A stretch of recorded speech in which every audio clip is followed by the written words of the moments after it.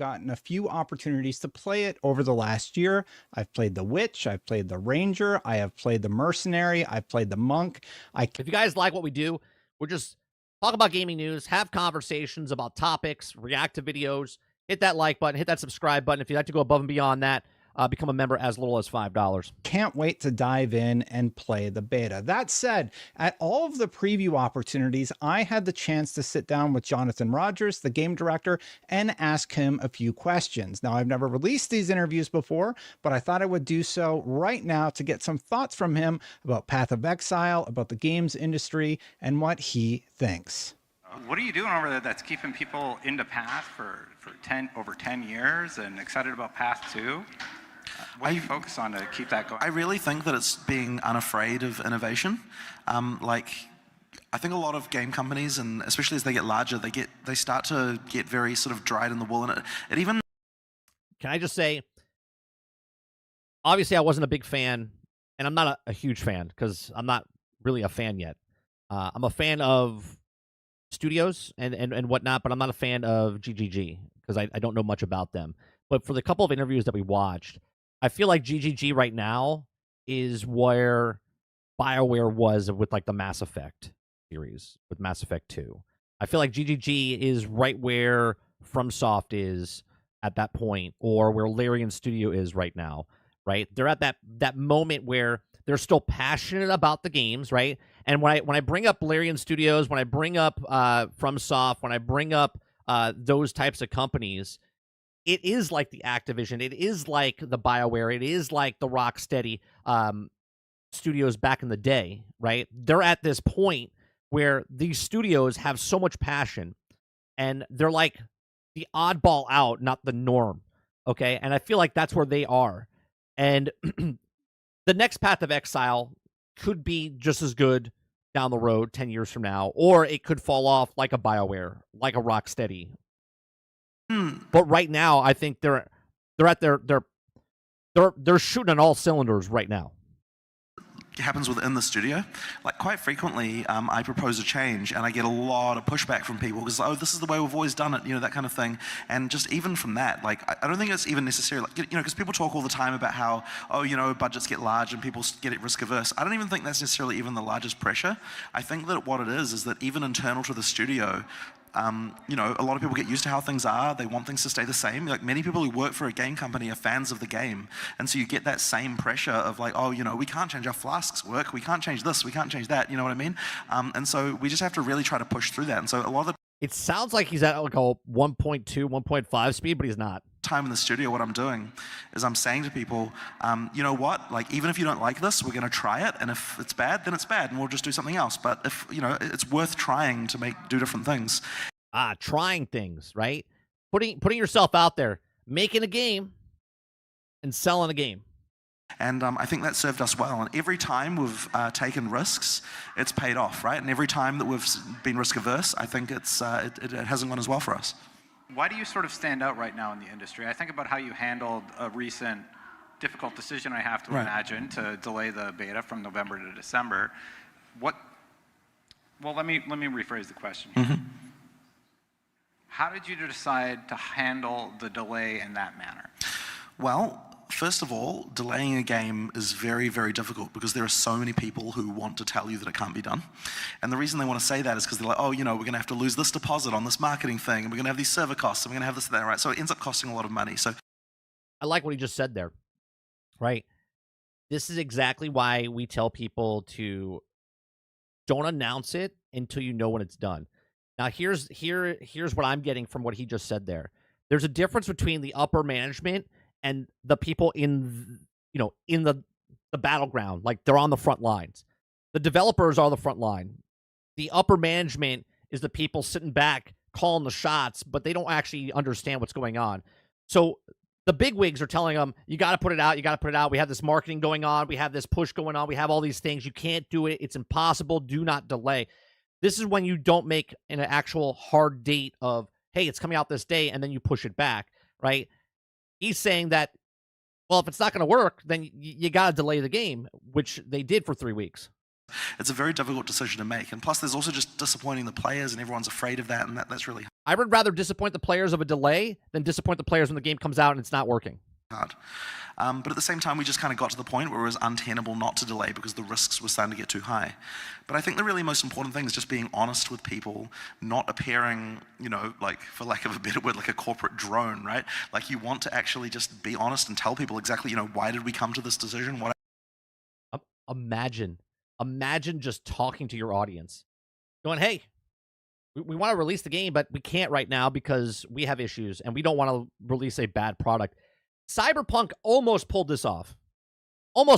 Because when everyone else was shitting in the industry, right, making fuck-ups and whatnot, Cyberpunk or CD Projekt Red came out and said, we're not going to do what those people did, and they did exactly what those people did. What actually happened there. And I think that, like every time we've ever been honest with the players, I think that's been something that's been really good. So, that's where it comes from, really. Like, we just told people exactly why it was. We didn't kind of mince words or kind of, like, trying to be vague. Like, here is the exact thing that caused us to delay the game. We'll tell the players that, and they'll hopefully be understanding of that. Here's the thing that's broke. This is why we're not releasing it. And, yeah, that's it. And they're like, all right, cool. Yeah, that sounds good. All right, we talked about this 3 weeks ago when he delayed it. I said, I don't think it's a big deal. Yeah, you're disappointed, but they're telling you that the game is ready. Just the back end stuff, because everything's merging. We have problems on the back end, and we got to make sure those are working before we release the game. Yeah, totally get it. And I think it's received really well. I watched a different announcement from a different company, and it was all over the place. And then I watched yours, very succinct. You take responsibility, you apologize, and then you put it out there. And I as a player, really appreciated that, because I am looking forward to the... We all appreciate that. We hate... No one likes to be lied to. No one likes to be told a dishonest thing, okay? We all appreciate that. We all respect that. We all just want a good game, right? At the end of the day, regardless of what the way you politically think or all this other shit, at the end of the day, we just want a game, and we just want to play the game, right? And we don't want to be lied to. November date. What's the biggest issue facing the overall industry right now, in your opinion? Artemis says, in my experience in communication between the devs and the management on where they honestly are in the development cycle. Are you writing more to that? That's a tricky one. I mean, it's interesting because I think AAA gaming is in a weird place right now. Like, we're kind of in this weird, like maybe this is not the right, sort of AA territory, where it's like we're in this kind of position where, like, we're not like one of the giant mega studios, so that we kind of haven't inflated to the point where it becomes difficult to even make anything. But and this is what I'm saying, right?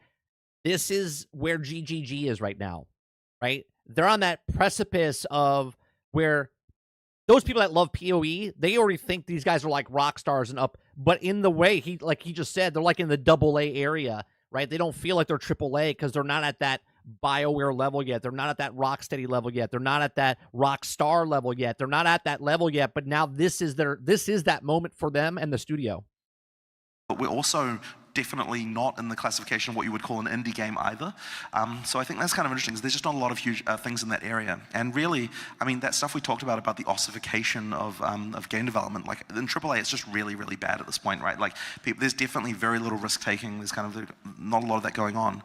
But at the same time, there aren't a lot of those kind of indies coming up and sort of entering the big leagues either.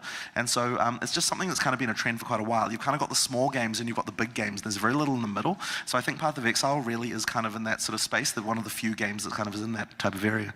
Like right in the middle. Yeah, exactly, right? So we get to have like kind of nice graphics and a nice budget and all that sort of stuff, but we also get to still be innovative and like do interesting things that other... Right.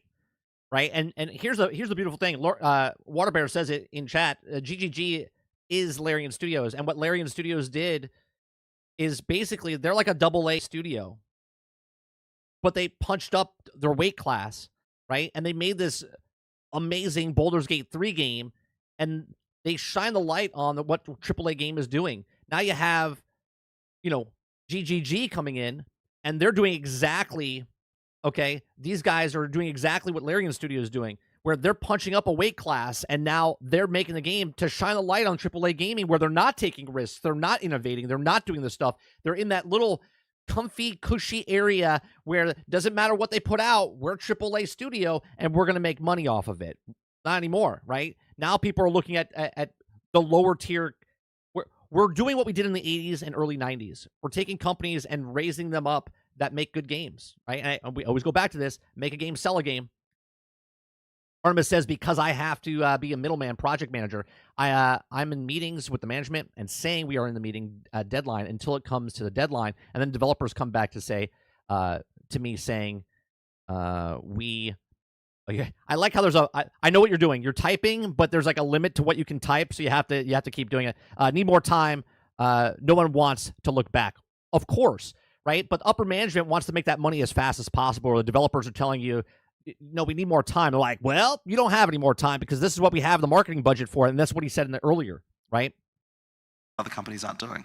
I really don't know how to sort of reclaim that middle again and sort of have the game industry have that kind of stuff again. And I think that really is challenging for the industry. Like, it used to be that there were a lot of what you might call AA games, and I kind of don't know where it all went. Like, why do we now in this position where you've got the like ultra AAA stuff, which is kind of very stolid and kind of not really going anywhere, and then on the other end of the side of things, you've got like the indies where, you know, it can be hard to get the broader audiences, and you know, like, I just don't know how you get that middle back. Do you feel like there's been an over-prioritization? I think you get that middle back by what Larian's doing, what these guys are doing. There's another there's another studio that's like these guys. They're like mid-tier. They're not that AAA, right? They're still in the, and this is not a knock on GGG or Larian Studios, right? They're not major league yet. They are now, right? But they're in the minors. They're in that AA space. They're trying to get in that space. But as he said, how do you get that back? Because it's just black or white. It's indie game or AAA. Put on graphics? Well, you know, that's an interesting one. I think graphics are important. They actually set, like, there is definitely evidence that people appreciate a game more when graphics are a thing. But at the same time... Do they? Do people appreciate a game when graphics are better? I don't know. I don't know if that's true. I think graphics have a big portion of that, but I don't know if that's what people base it on, because you could have the most beautiful game, but if the gameplay sucks or is just mediocre, then it just gets pushed to the side. They don't really care what it looks like. Like, you can do that stuff more efficiently if you're clever. And I understand it sort of may look like, you know, part of the reason why AAA budgets have inflated so much is because, you know, of what they're doing with graphics.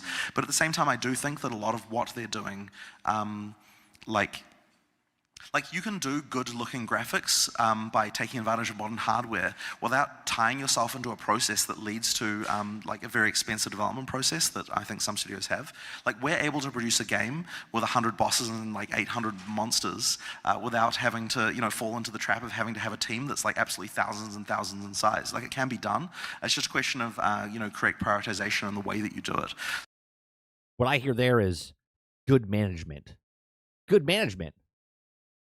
Right? Waterbear says that's just crazy. What's crazy is they gave praise to Diablo 2, but made the graphics 10 times better than Diablo 4. It looks so fluid, along with the gameplay, and the bosses are insane looking. So I think it can be done, and as I said, players do value graphics. Like, it's important. Like, when people are looking at impressive boss fights, part of what they're looking at is the good animation and all the sort of work that we put into that. It's part of the spectacle and the charm. So, you know, like, a lot of people do say graphics aren't important. I actually don't agree. I think they are important, but then at the same time, you have to be very careful not to waste time doing things, you know. Yes. Yes, I like the way this guy speaks. I feel when I listen to him, all the interviews that we listened to the last couple weeks, right? I feel like there's still hope in the video game space, right? There's still people like him working in the industry that see it, right? Speaks like one of the gamers, not like a corporate shill that doesn't know anything about gaming but just wants to make money, right? The money will come if you just make the game. You know, like sanding under the drawers is what Pixar, I think, used to say. You know, when you don't need to be doing that. You know, when you can be concentrating on the stuff that's actually, you know, put the budget on the screen, as it were, as opposed to wasting a lot of time with things that people just don't really notice. Do you think Path? Like, shit or get off the pot, basically. You know what I'm saying? Like, everyone likes Star Citizen, but it's been in early access for 10 years. Shit or get off the pot. Path of Exile 2 is going to be able to dethrone Banana Game on Steam charts. Yeah. Those of you that don't know the banana game, we talked about it a couple months ago. It's that fucking click button game where you're just clicking a banana. A tricky question. I think that when we go into full release, I think that there's a very good chance that we could end up topping the charts. But for early access, I'm not so sure. I guess we're going to see. I think he's underestimating. We talked about it last night when we were playing Brighter Shores. I do think that they're going to have 800,000 people concurrent this weekend, like when it comes out. Okay, it might be more than that, but that's my number that I think. Right? Someone said earlier they're expecting 1 million people. Right? Is that 1 million people across all platforms? I'm saying 800,000 just on Steam. I'm thinking it's going to just explode. And as people, and if they have no issues, and people can actually get in and play the game on launch day, the snowball is just going to get bigger and bigger and faster and faster. I really have no idea what kind of concurrency we're going to get for early access. Like on the one hand, like it is a big. I think it's going to be a big, tentpole release. On the other hand, it is early access, right? Like a lot of people might be afraid to jump in for that reason. Absolutely. But I guess the message to those people. I said that last night as well. I said if they're on console, okay, like hardcore Path of Exile guys are on PC. They're going to get early access, $30 more people on PC than console. Console, I don't know if people know how the control scheme is going to work. I said they should give out like a little demo or something. Obviously, it's a free-to-play game when it comes out, but the early access is not. So I think a lot of people on console are going to hold off until the full release to give it a shot. Would be that we are a game that has the content of what a full AAA game would have these days, and we're also a much lower price point than what those games would be.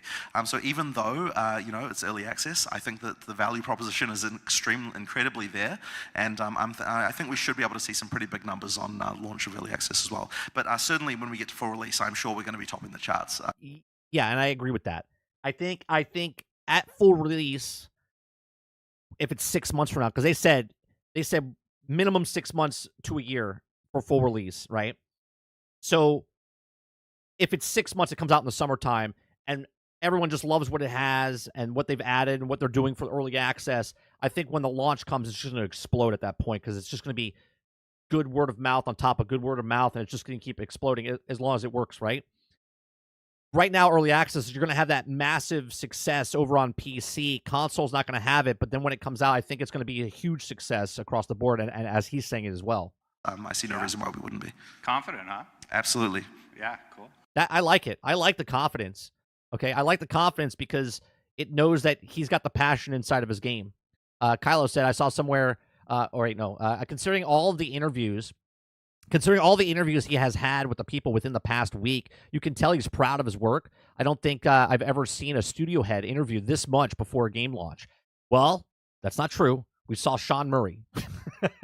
We saw Sean Murray go on a world tour, doing interviews left and right, Tonight Show and all the stuff for No Man's Sky, and then, well, we know where that is, right? We know where that ended up. Oh, well, we're certainly going to buy enough servers for that. Ooh. Buy enough servers for that. Hopefully it doesn't crash. Right. When you're making a game, what's the most important consideration a developer needs to have when crafting the experience? What needs to be top of the priority list? It's honestly a very difficult question because of the fact that a good game, is the culmination of getting every little tiny detail right. And it really is that defeat in detail, I think, that makes games feel bad. And the amount of effort, it honestly takes a lot of experience to get to the point where people even know what good looks like.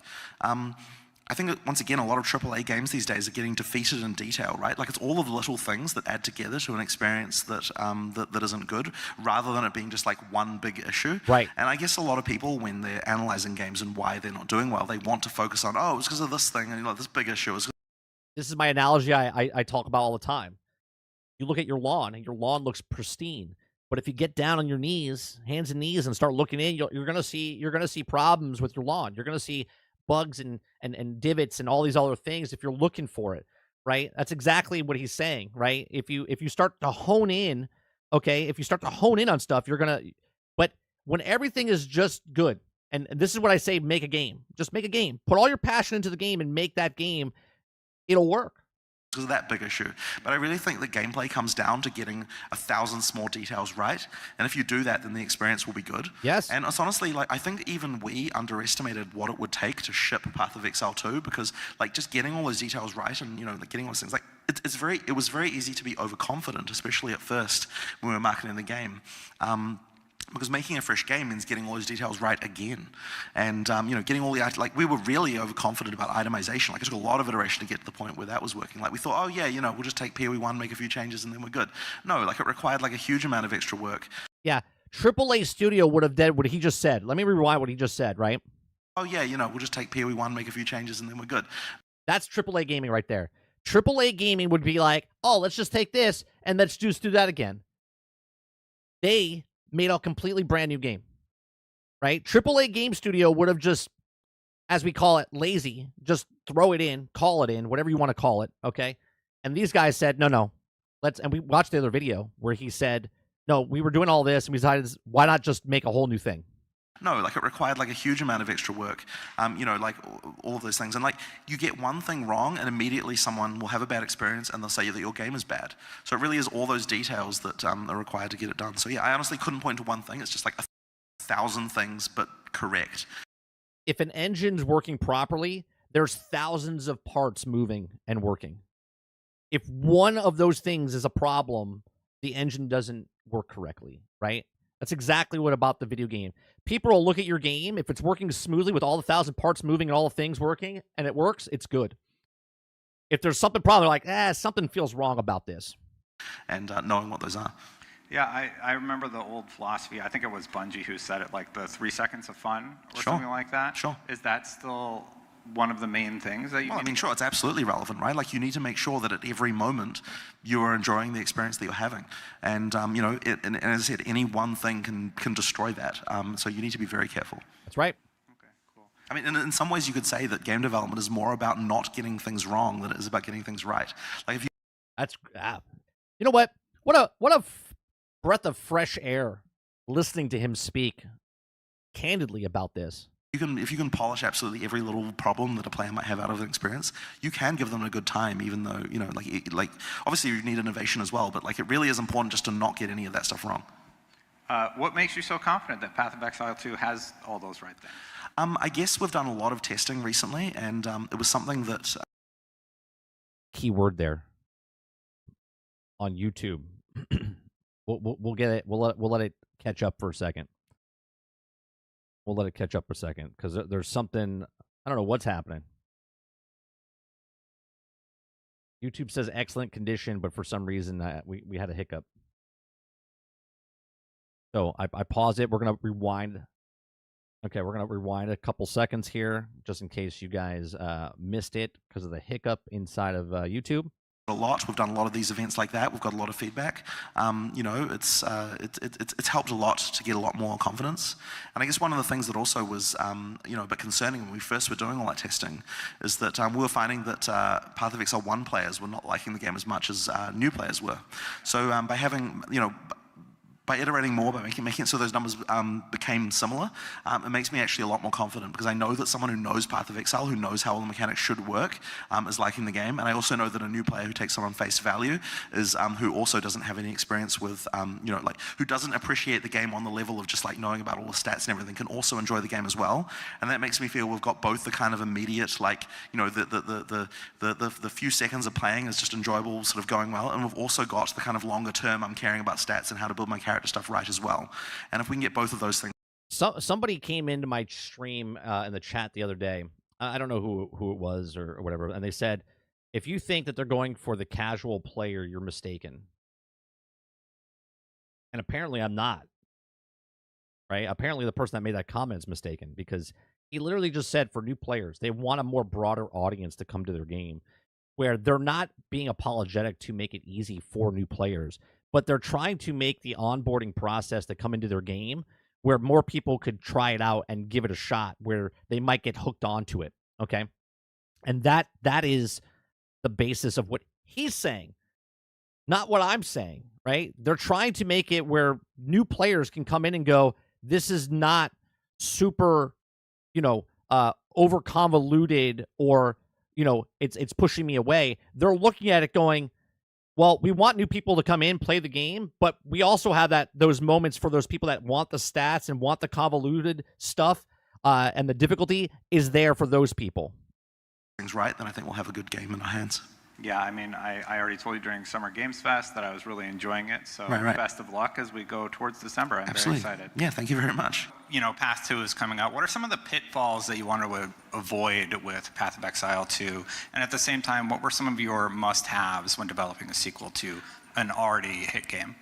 Yeah, so I mean, the tricky part is that when you make a game, a sequel to a very popular game that has a very hardcore community, every single thing you change about it is like a potential point of friction for a community that's going to be like can be incredibly. I mean, look, they've got a lot of opinions, right?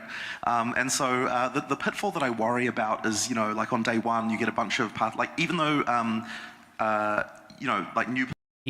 He's trying to watch his words because he doesn't want to offend the longtime fans here. Players may play it and enjoy it. You might have a situation where like POE1 players are kind of like, oh, I don't like this. It doesn't fit to whatever I want. And so that is a really big problem. And we were actually very concerned about this because when we first did our user testing closed betas, we actually found that Path of Exile 1 players rated the game worse than what Path of Exile 2 players, what new players did.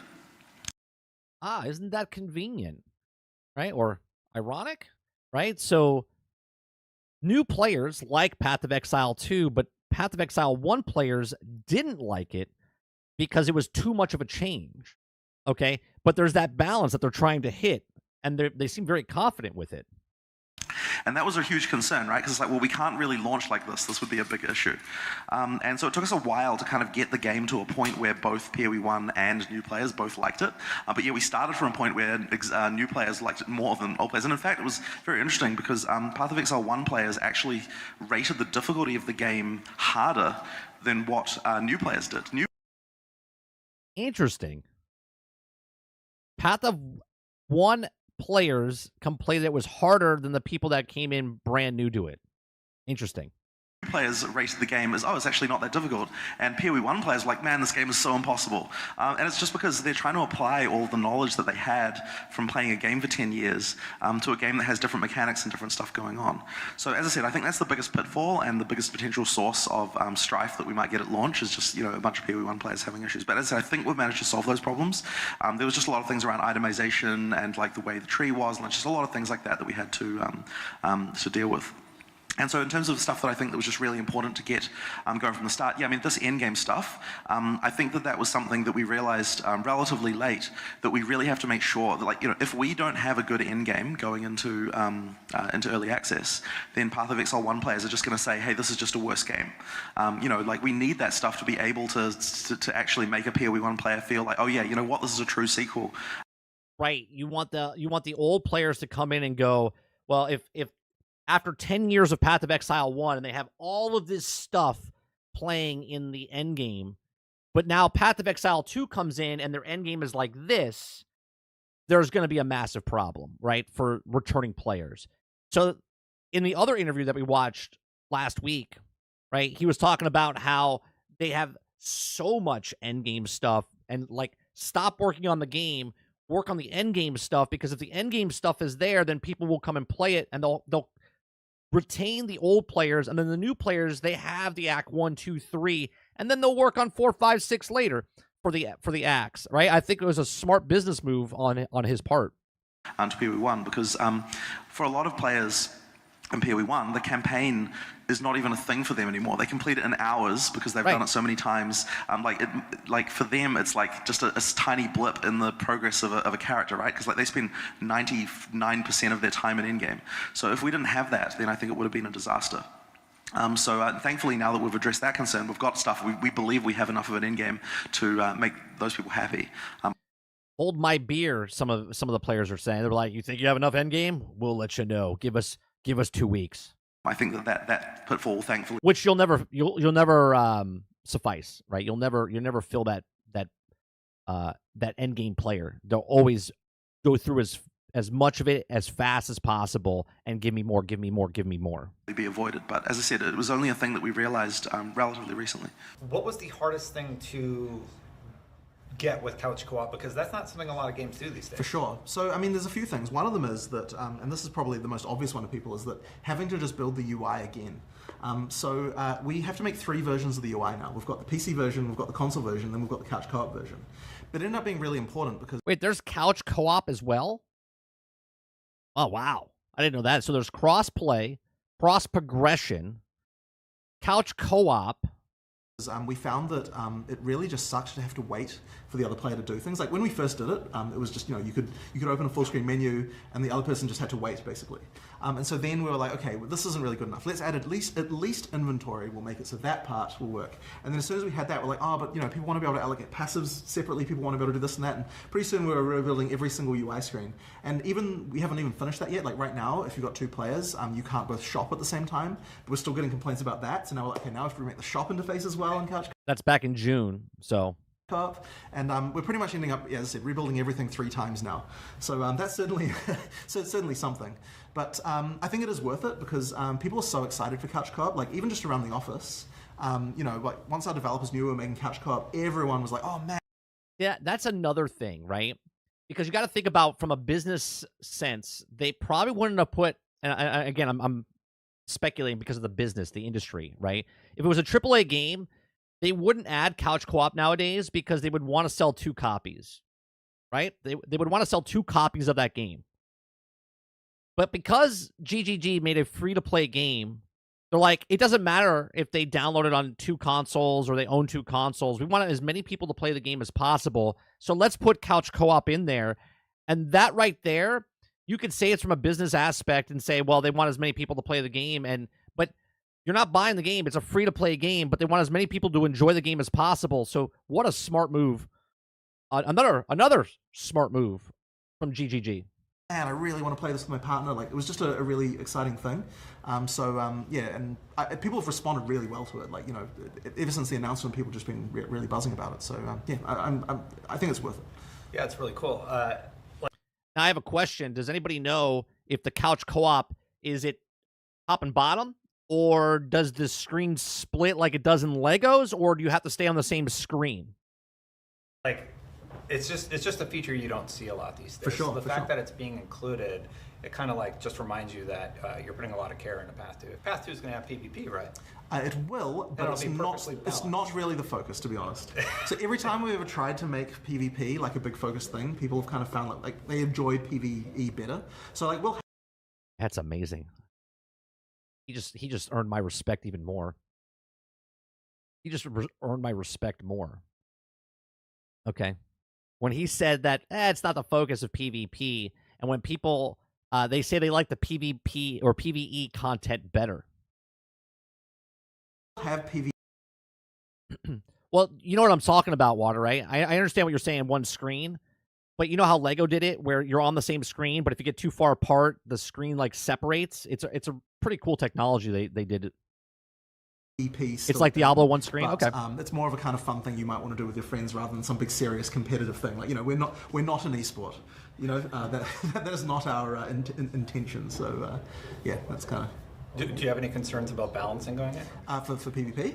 For PvE? Oh, for PvE? Yeah. Absolutely, right. I mean, Path of Exile is an atrocious game to balance. It's especially hard now because the amount of cross-class synergy that can happen, because we're doing a lot more of this sort of combo-type gameplay, and when we do that, we try to keyword things so that they would work across classes. So, for example, you've got something like a power charge, which is something that you can use to improve your abilities. And we try to he's closing his eyes because he's going through his Rolodex of all the information that's in the game. Have power charge mechanics on quite a lot of different classes. And what that means is that we've got to be very careful about what skills, because you can use skills from other classes. You've got to be very careful about how those things can happen, because like when you're balancing something, when you're looking at it, you may just be only thinking, okay, what can this do with the skills that I've got in this class? But given that you can use things from any class, we also have to be worried about all this other stuff, and it can kind of the explosion of different possibilities kind of. Waters says his brain is an Excel spreadsheet. Yeah, like he's going through it. He's like, wait a minute. He asked a question. Let me go back into that. Like he knows his shit. Control. And I mean, obviously he's the director of the studio, but it's just funny because he's like, okay, the question is, okay, there's a lot of stuff going on there. Already that there's just like ultra broken stuff that you could do. Like if you use that bell with a Sork using Spark, it is broken as hell. Like, you can just chew through any boss right now. So we need to do something about that. But that kind of thing is certainly tough to deal with. But we kind of like that stuff because that's what. Oh, I like what he said in another interview where he's talking about we made boss fights hard. They're going to be hard because why would we make them easy so you just blow through it and never go back to them again, right? And I love that he said that. Makes it interesting in the long term. He's like, why waste the time developing something if people are just going to go blow through it anyway? Right? What's your philosophy in that? Like, I've heard it referred to as like nails on a board. You see one pop up a little too high. Do you like just let it linger for a while before you tap it down where it needs to be? So generally speaking, we don't do nerfs within a league. Like whatever the balance is when a season starts, we want to keep that so that people don't feel like they invest time into their character. Yes. I hate when they do that. I hate when fucking Destiny does this all the time and all these other people do it all the time, where someone's using it and when a certain percentage of people start to get that weapon or piece of gear, then they fucking nerf it during that time. So it's like they disrespect your time that you put into the content. Where other design styles are, they'll change it afterwards. Like, hey, it is what it is. Keep it is for the season, and then after the season, we'll nerf it or fix it down the road. And then for the developers to come along and destroy what they were doing. So I always try to avoid that. But each season, it is okay to be able to do some balance stuff. I don't want to just like whenever we're doing stuff like that, I try to find something that isn't what the players expect as for how we're going to change something. Like I don't want to just like nerf the damage value, right? I mean, sure, you can do that, but it's cooler, I think, to kind of come up with something else to kind of subvert something that's going on and sort of make it more interesting.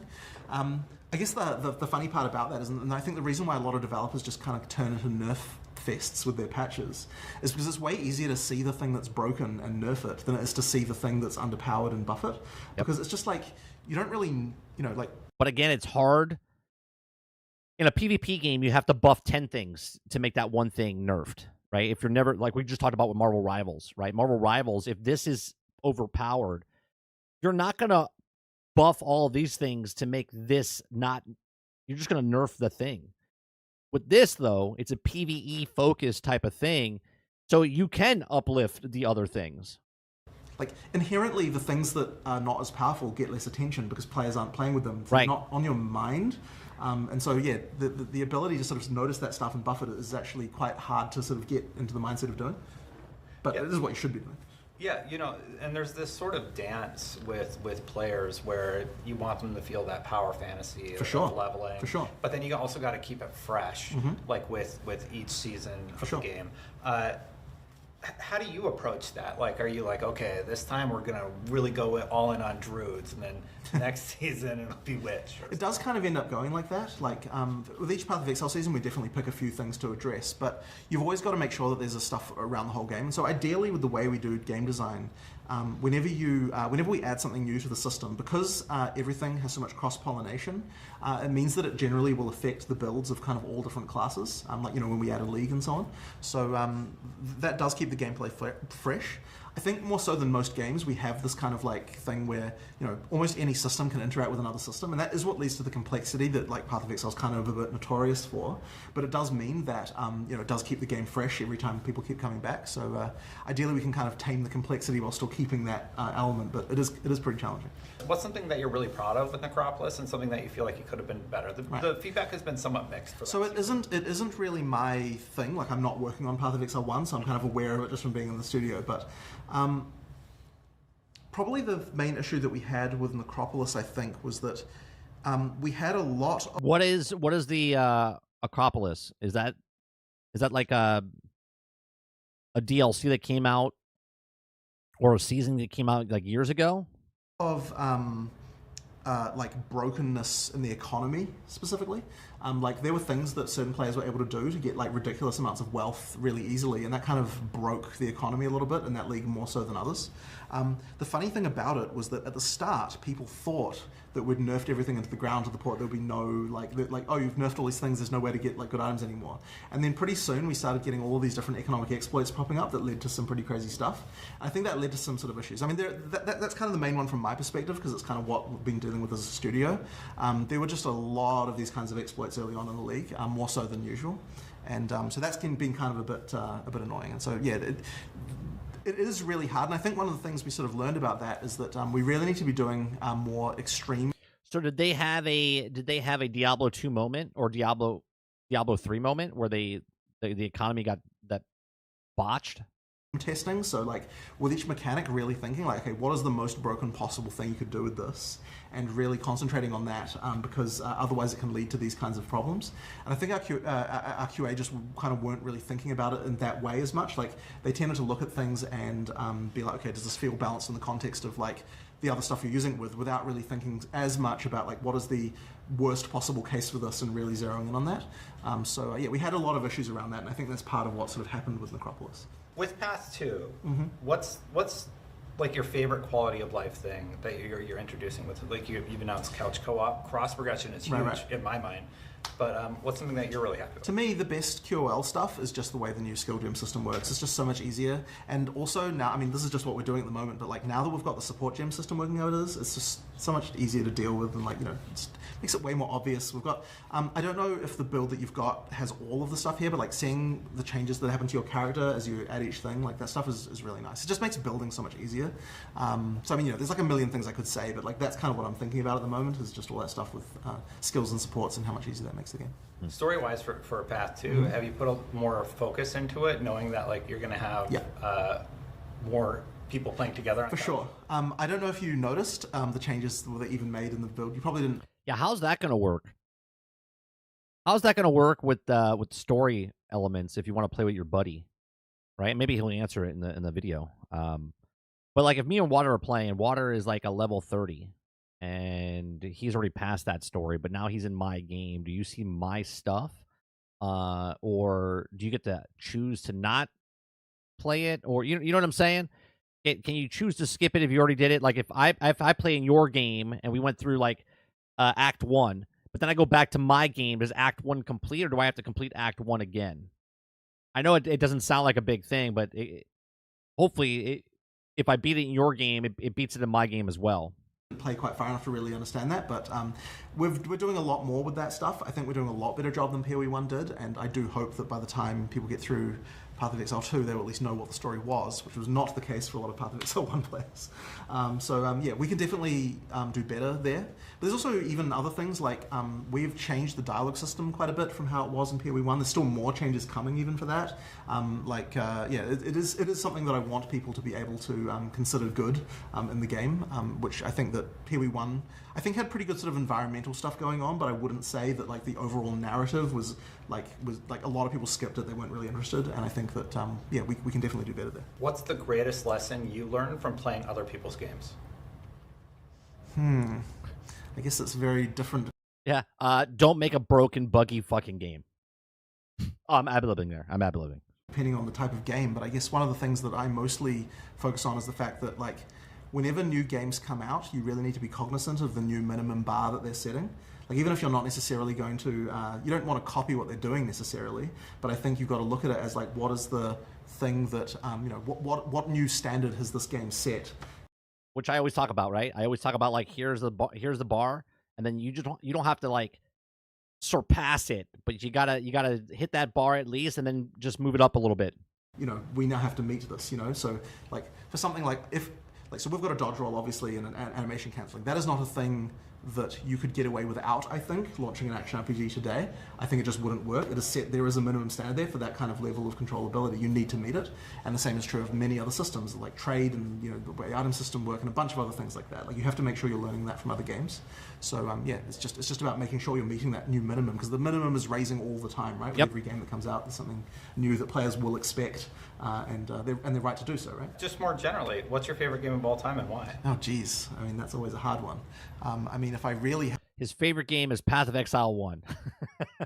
had to, if you're putting me on the spot, it's the first thing that comes to mind is Half-Life, because like, you know, I mean, it's the stuff you play when you're a kid, right? That it's like, this is the greatest game ever, you know what I mean? Like Half-Life was good. When I was a kid, it was, you know, my favorite games were Final Fantasy VII and Half-Life and StarCraft, right? Like these are my, these are like the three sort of pillars of my youth of gaming, right? And so it's very hard to look past that when, you know, nothing else compares to that first experience you have with those kinds of things. Yeah, Half-Life might be one of the one of the more probably slightly up there above the other ones. You might expect me to say Diablo, which obviously was a big deal, but you know, like honestly, when I was a kid, it was those other ones. Yeah, when I was a kid, and I know we're wrapping up here, but I got the Brood War chest, and that was like my first experience with PC gaming. It was great. Nice. Okay, just real quick on this last interview. This was one of the earliest interviews I did, and my microphone was not working during it, so I did audio pickups, which may sound a little bit disjointed, but I'm basically repeating what I asked at the time. Here you go. What's the most important thing for an ARPG to get right? I don't know that I can answer just one thing, because really I'd say there's 5 major things. So the number Robert Jones says 2 of his pillars are objectively correct. 1 to me is action combat, right? Like you can't have like an MMO style combat. It needs to be action focused. Another one is random item generation. Let me guess the 2, Jones. Was it StarCraft, and Half-Life? Is that the 2? The random items are super important. You need to get that right. Very few games actually do.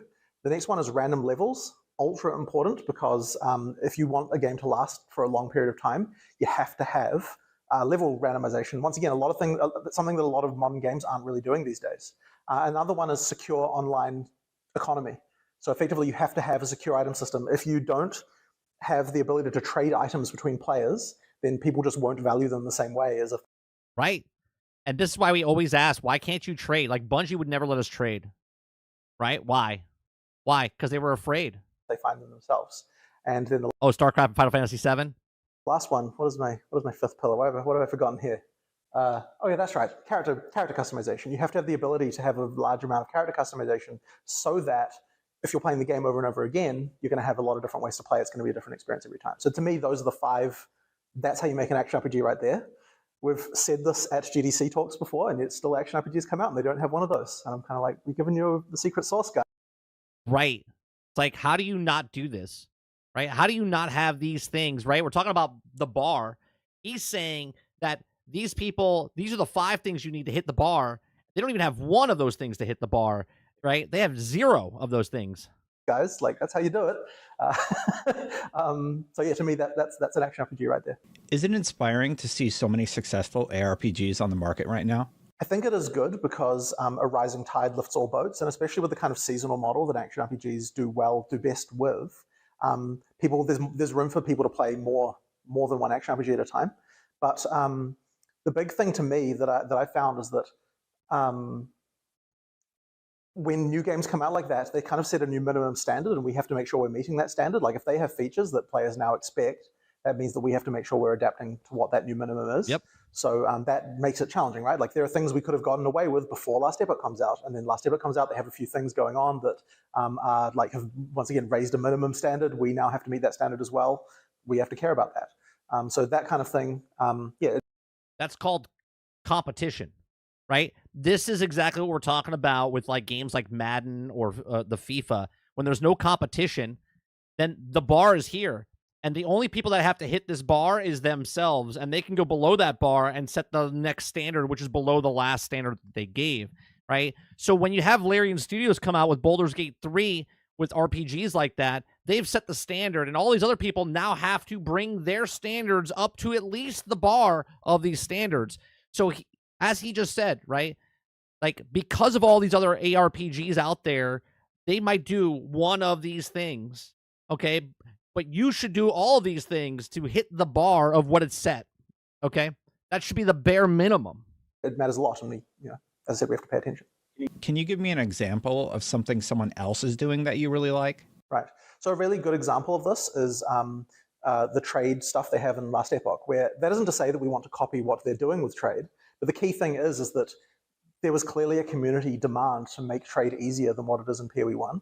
And when there isn't another game that's meeting that demand, we can honestly get away with a worse experience. But when there is, it's like, well, we have to do something about this, right? We have to make sure that we have a trade system that's going to, allow that to meet the new minimum standard. Otherwise, people are just going to be complaining about it, and they're right to, right? Because absolutely, once other games in the genre have. God, this guy, like, I would love to interview him. I would love to interview him, not because of Path of Exile 2, just to pick his brain about where the industry is and whatnot and what it's doing. Lifted the standard.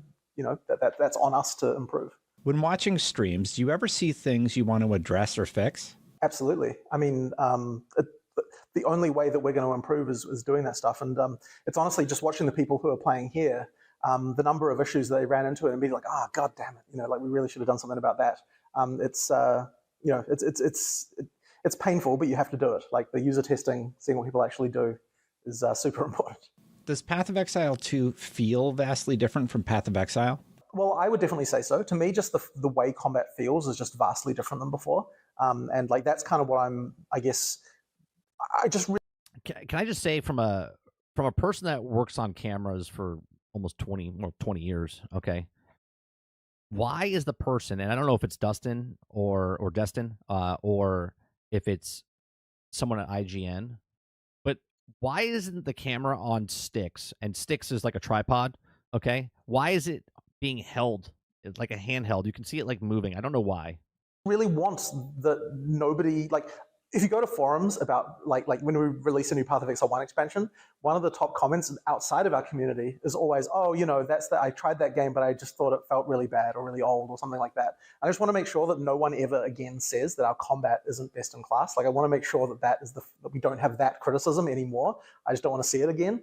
And so, that's why I'm really motivated to make sure it's an interview. Like you could just put the camera on sticks. That we're fixing those problems. And I think we can still even do more than what we've even done now.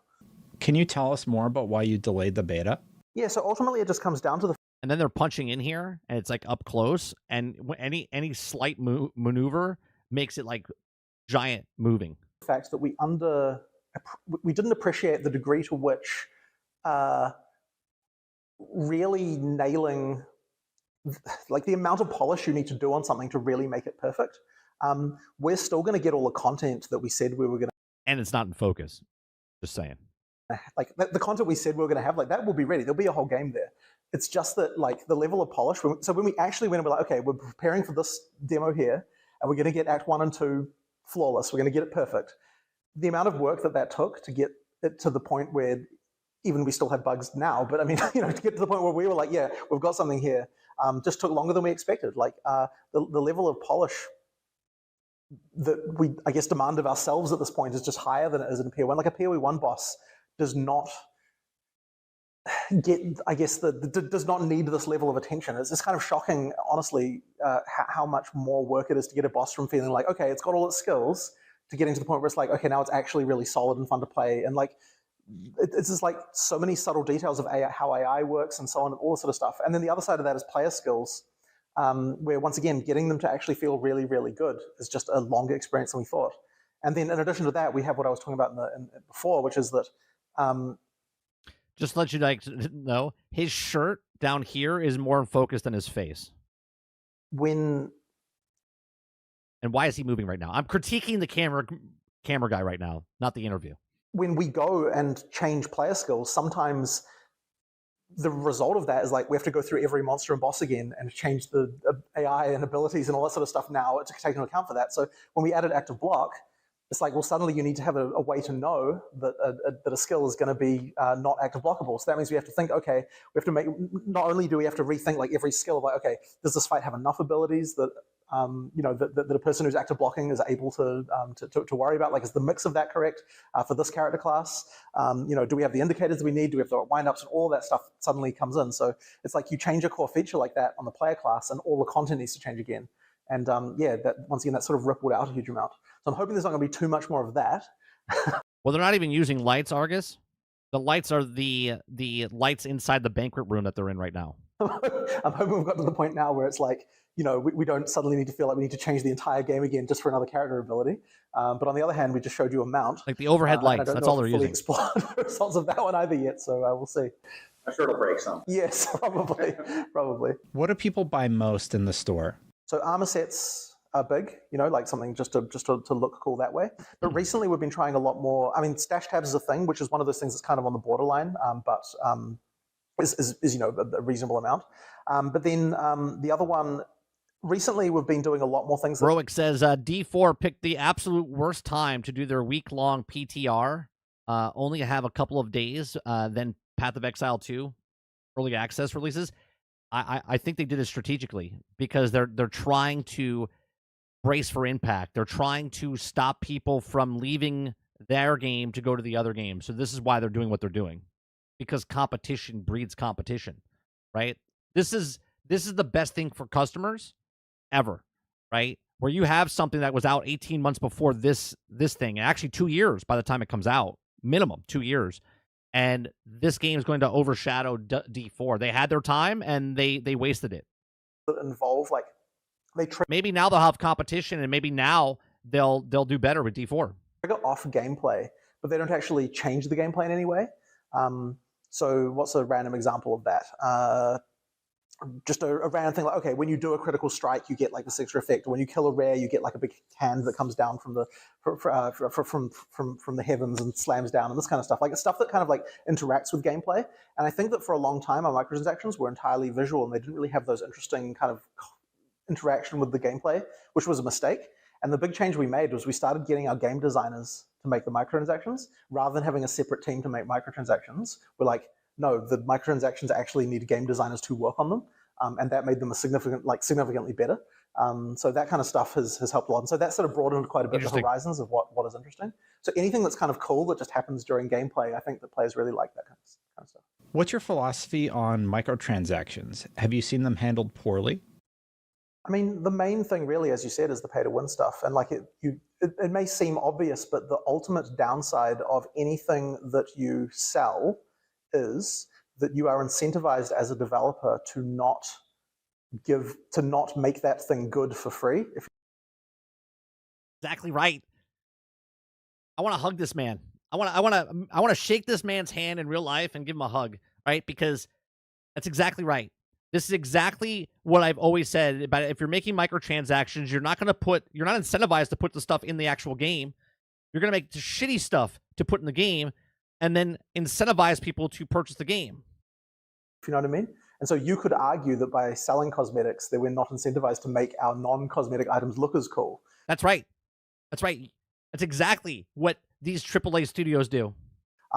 But I mean, I think that's we do try anyway, of course, but at the same time, like that's a thing that you have to worry about. And I think a lot of games, they may go into things with the philosophy is, oh, we can sell this thing and it's not going to be a problem. But then there's this just sort of subtle effect that it has on all your game design where it just infects things and kind of just like influences how the game is to play. So the moment that monetization touches it, it's kind of like it gets a bit corrupted by it.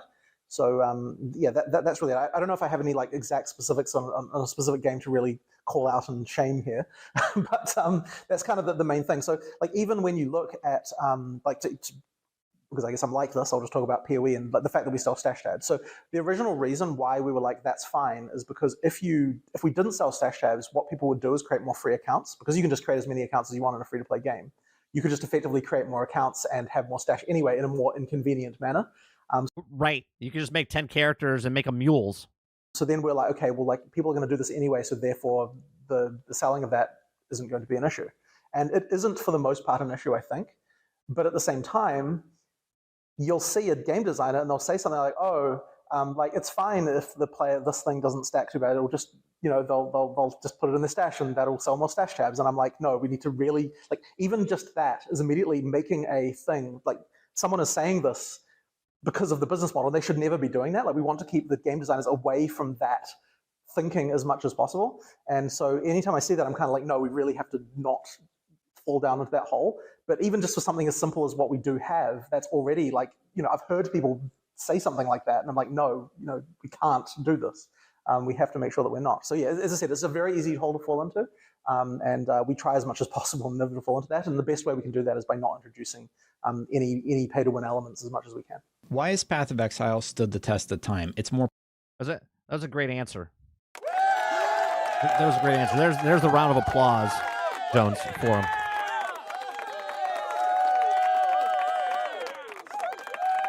Okay. More popular than ever right now. What was the question? This Path of Exile stood the test of time. It's more popular than ever right now. We've been pretty much consistently increasing in player base since we did our league model, the sort of 3-month cycle and so on. But I think ultimately the important reason is because we do those 5 things, and very few games do. I can name on very few titles that actually do all of that right, and then actually follow up by having the seasonal releases. Other games that don't, like for example, so Last Epoch doesn't have random areas, at least not like in the way that Path of Exile does. And I think that if they don't do something about that, that could be something that is going to hurt them, because I think that kind of thing will be to their detriment in the long run. And like once again, it's just one of those things that like when we were looking at, like these pillars actually go right back to the very founding of our studio. Like when we founded our studio, we're like, these are the 5 things you need to have a long-lasting game. And if you look at Diablo 2, which also had all of these things, and they've never had it in those games ever since. Diablo 2, which of course we were very highly influenced by when we started our studio, is also one of the longest lasting games. Like that game was being sold in stores. Obviously, this is back when people actually went into stores and bought games. This was still being sold in stores like 10 years after it came out. There is like no other game I can think of that has that kind of long-term run in retail. It's absolutely crazy. So it really shows you that those 5 pillars really do get you a long-lasting game. How much Path of Exile versus Path of Exile 2 have you been playing? So at this point, I have to admit, I don't play much Path of Exile 1. I actually find it very hard to go back to, because the combat is just so much worse than POE2 from my experience that like I just can't really do it anymore. But POE2 I play. I love that he said that. He's the creator of Path of Exile 1, and he says, I can't go back and play it because the combat is so bad compared to Path of Exile 2. Every night, you have to, right? Like every night I spend my evening playing the game. My son, thankfully, really enjoys watching me do it. It's just because like I need to see the kind of changes, and because every time you play a boss, every time you play the thing, you just learn a little bit more and a little bit more, and you just have to keep on iterating on it. So yeah, I pretty much have to play constantly. But I mean, I enjoy it, right? Like it is fun to do, and it's especially great seeing all of the art and everything that gets added, and like all the new things that come in. Like it's actually great. And like every time I see a new thing, I'm like, oh yeah, that's so cool. Like those little elements. So that's really fun. But I have to admit, I don't play POE1 anymore. And the person. Think about that for a second. This is the game director of the studio of GGG, and he's telling you straight up, no, I don't play Path of Exile 1 anymore because it's vastly under, like POE2 is so superior to Path of Exile 1, I just can't go backwards. That is such a, as Kraken says, Giga Chad move, right? He's like, yeah, no, I just can't go back to Path of Exile 1 because it's so far behind of what we've done with Path of Exile 2. I just can't do it. My brain can't handle it. The person who does is Mark, and he is therefore much more involved in Path of Exile 1, but at this point, as I said, it's hard to go back to. What's a non-ARPG that you've played and really liked? I mean, other than Balatro? Okay, what was the most recent thing? Oh, so the most recent one I was playing was Prince of Persia, that new Prince of Persia game that came out. Can't remember the subtitle of it. The Lost Crown, yeah. So that one's pretty interesting to me. I think that there's a lot of really interesting combat design in that game, and I was paying attention to it quite a lot. Even though, as I said, totally different genre, but I think that there's a lot to learn from these kinds of action games and looking at some of the sequences and some of the ways things combine and so on. That game's obviously got a lot of like aerial type hitting stuff, which is not applicable to us at all, but it's very interesting to look at something like that. And also when you look at the bosses in a game like that, it's there's just sort of interesting inspiration you can take. So that's probably the most recent one that I played that I was really kind of like, thought was really good. But it is honestly hard to find AAA games these days that have the kind of good qualities that I'm looking for. And again, you mean complete? Go ahead, you can say it. Go ahead and say it. It's really hard in the AAA space to find a game that's complete. So that was a nice one. A huge thank you to Jonathan Rogers and everybody at Grinding Gear Games for letting us play the game, letting me get a chance to sit down with Jonathan to talk a little bit about Grinding Gear Games and Path of Exile 2. If you want to play Path of Exile, you can get access. This is a good video. December 6th, if you are a supporter, if you spent over, I believe it was $480 in the original Path of Exile, you get instant access. And if you pay $30, you can just get into early access. Otherwise, when the game fully launches, it's completely free. So check it out. Let me know what you think. Thanks for watching, everybody. For more on Path of Exile, check out my most recent preview about. So go over down below in the description. You can go to that channel. Give it a like. That was a good video. A good interview. asking questions, and what a great interview from a person in the game development space, making a game right now and talking the way he talked. Right? What a great one. What was it Indiana Jones? Indiana Jones was the next one, right? That we were talking about.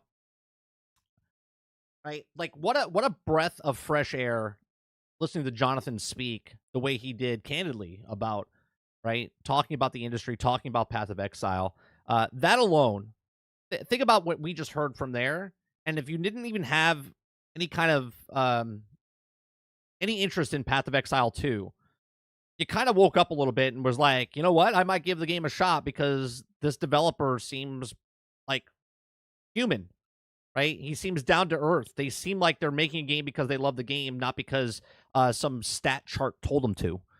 Okay, so awesome, Jonathan. I've watched a lot of interviews with him so far the last like 10 days, and I have to say, big fan of him, and I'm becoming a big fan of the studio. And I'm not a Path of Exile fan. I played maybe after the last couple days. Maybe I put in 20 hours of Path of Exile over 10 years. Right? Not a fan of that game. But now Path of Exile 2 is much more in my wheelhouse of stuff. So we'll see what happens when it comes out. All right.